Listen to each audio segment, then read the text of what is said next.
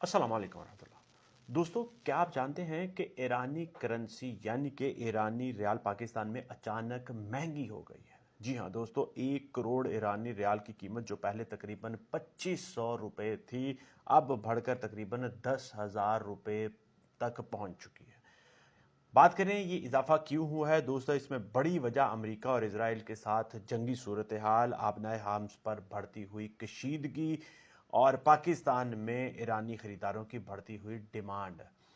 दोस्तों, बात करें एक्सचेंज कंपनीज की, तो एक्सचेंज कंपनीज के मुताबिक मार्केट में रियाल की तलब में वाज़े इजाफा देखा जा रहा है। दिलचस्प बात यह है कि 2018 में पाबंदियों से पहले 1 करोड़ ईरानी रियाल की कीमत तकरीबन 50,000 रुपए थी।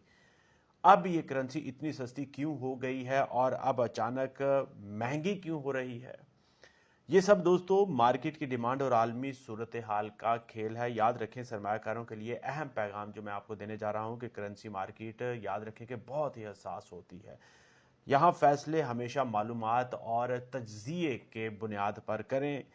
आपकी राय इसके बारे में क्या है, कमेंट सेक्शन में ज़रूर बताइए।